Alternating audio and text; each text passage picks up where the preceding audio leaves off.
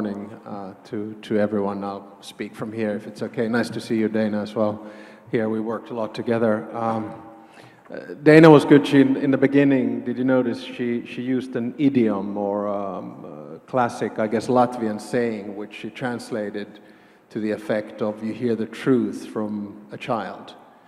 And I fully agree. It actually works quite well in Finnish as well. I don't know how it's in Lithuanian or German, but I do say that be a little bit careful always with idioms and translations. I remember once in England I said, now it's time to put the cat on the table. And everyone sort of looked at me and what the hell is Alex on about? And of course that was, put the issue on the table, if you will. In Finnish, I'm from Finland, and in Finnish we have rather depressing sayings. And one of them is, if you're happy, hide it. So, same thing with a cohesion proposal. If you're happy, hide it. If you're not, raise hell. What I wanted to do in my capacity, not as a Finn, but as a vice president of the EIB, is to give three perspectives or perhaps takeaways to the discussion that we have here today. The first one is a general point on the EIB. The second one is a general point on the EIB and the multi-financial framework, so the EU budget. And the third one is to connect the EIB, the multi-financial framework, and cohesion.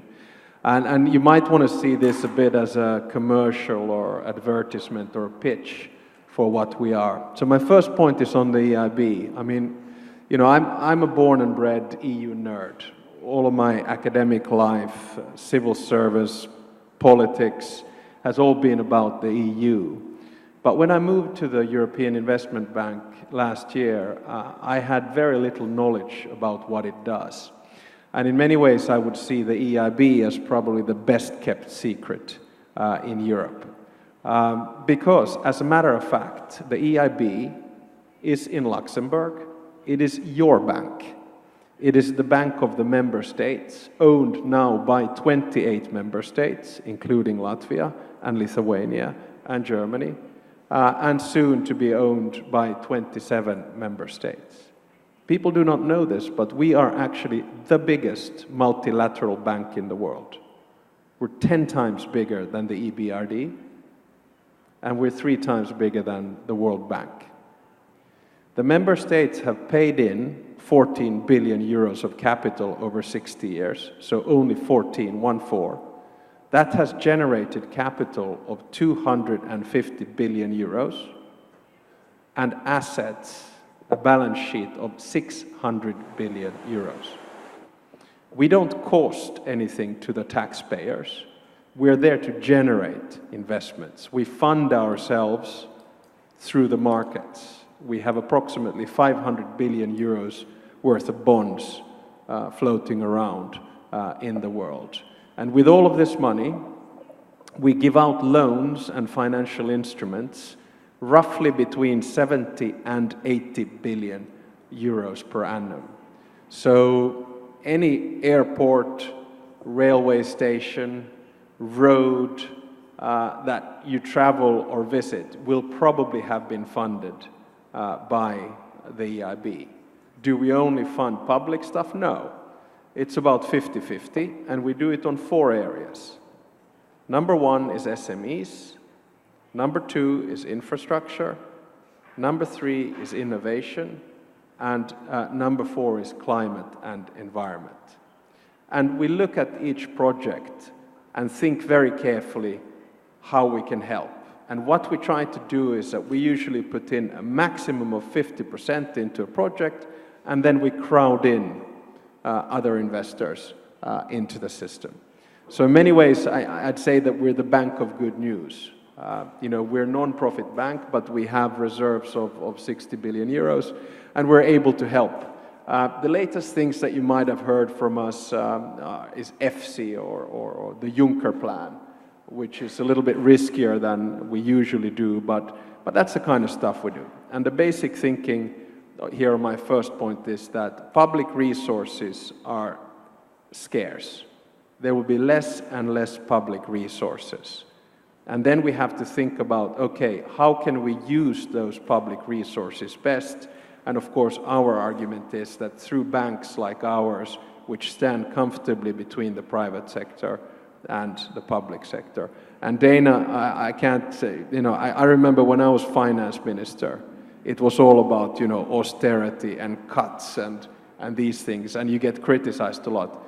Believe me, when you become a banker at the EIB and you're just giving out money, it's kind of nice. It's a bit of a change of work. So, welcome to the EIB one day. It's quite a good place to work. My second point today is on the EIB and the MFF, as we call it, multi-financial framework. So the EU budget 2021 to 2027. Now, usually the MFF revolves around 5 issues, which you guys, the finance ministers and others, fight about. Number 1 is the size of the budget. How big is it? Number 2 is the distribution of the policy areas. Does it go to cohesion? Does it go to innovation? Does it go to agriculture? Does it go to environment? That's a fight. Number 3 is the distribution between the member states. Who gets what? Who is a net contributor, net receiver? Who is a cohesion country? Who is not? Number 4 is the source of the money. Where does it come from? Is it an own resource, indirect tax-based, or does it come from the GNI or GDP key or quota, in other words, paid by the member states into the budget? And the 5th issue, which Dana touched upon there as well, is the timing. When do you finish the negotiations? In this particular case, before or after the EU elections. But there's, 1/6 issue, which is very important. This is the reason I'm here, or have been invited here. This is the reason the EIB is involved. And that's the financial instrument used. And of course, you have 2 instruments that you can use. One is a direct grant and subsidy. That's the money that you get, direct money on cohesion or agriculture or whatever you want to call it. And the other one are the financial instruments, basically budget guarantees and loans. And that's where the EIB comes in as the EU's bank. And the reason it's so important this time around is that we see an increase in the use of financial instruments in the EU budget. In the period 2007 to 2014, it was 2% of the budget were financial instruments. In 2014 to 2020, it was 3%, mainly due to the Juncker plan. And then in 2021 to 2027, the proposal that the Commission has put forward is going to be 4%. And then the question comes, who manages that money and who can do it? And of course, we in the EIB think that we are the EU's bank. We have a proven track record of over 60 years. We have the lowest non-performing loan rates in the world, 0.3%. We know what we're doing. And this is what we're negotiating now with the European Commission and with the member states. Our basic thesis is very simple. If it ain't broke, don't fix it. The European Commission is not a bank.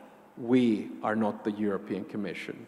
We know how to do risk management, treasury management, and asset management, and we have a good track record on that. And in any case, approximately 25% of all the transactions that we do go somehow through national promotional banks. And then we come to my third and final point, which is then cohesion and the MFF and the EIB and what we can do here.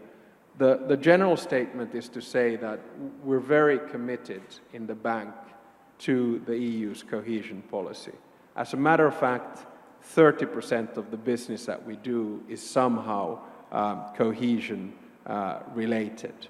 At the same time, when I get asked the question, what do you think of the Commission's MFF proposal on cohesion, I'm quite a politician on this. I lift my hands up and say, hey, we are a policy taker, not a policy maker. We just take what the member states and the European Commission tells us to do, and we'll continue that in the future as well. So if this 30% and when is part of our main business, so you can calculate that from 2007 to 2070, so in 10 years, we have put 230 billion euros worth of financial instruments and loans into cohesion. So we are quite a big player in this field. Now, what we deal with are centralized financial instruments, not decentralized financial instruments. And what the Commission now proposing, according to our internal calculations, means that the co-financing, as we know it, where we are involved, goes down from 73 to approximately 57%. So from 73 to 57%. In money, this means that previously member states needed to put into co-finance about 137 billion euros for an MFF mandate. In the future, it will have to be 241 billion euros. So because co-financing comes down, the member states will have to put more money into the finance. And this is where the EIB comes in. This is where we can help, because what we do is something that is called pre-finance. And when we get involved in the pre-finance, we come in there and help out the member states and the regions on how to deal with this. And of course, so that I'm not just speaking here in front we have Torsten Brand who can stand up. So, you know, if you have questions about the details on how we do this, this is the guy to go to after my presentation. So the bottom line is, what I'm trying to say is here that what we do in the EIB is we lend, we blend, and we advise. So when you start needing to put more money into co-finances, we come in there and help you. And we have 4 instruments, and I'll finish off here. 1 are the so-called advisory hubs. 2 is Jaspers. 3 is Fee Compass. And 4 is Urbis. So to sum up, number 1, biggest multilateral bank in the world, owned by you. Number 2, an increasingly important player in financial instruments because public finances are going down. And number 3, we're here to help to generate investments all around Europe, be it in Latvia, Lithuania, Germany, the German regions, or anywhere around the world. Thank you very much. Oh, thank you. All right. Just a quick follow-up, Mr. Stubb. So, Commission's proposals, do they make any sense or not? Oh, that was the question I shouldn't ask you, right? Or don't worry, did I? Don't worry. All right. We'll move on to that. So, it wasn't very serious. My jokes don't fly today. Worse than yours. But no, this is the thing with jokes and translation. Right. I don't know if you heard, in the European Parliament, you always speak your own language. So, you know, when Valdis Dombrovskis was Prime Minister, he went to the European Parliament and started to tell a joke in Latvian. In Latvian. He tells jokes, he does. Right.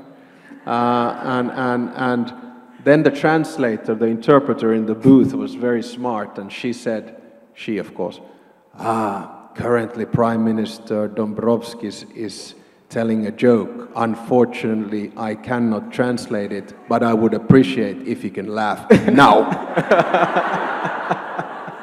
See, they work okay, huh? Thank you very much for this.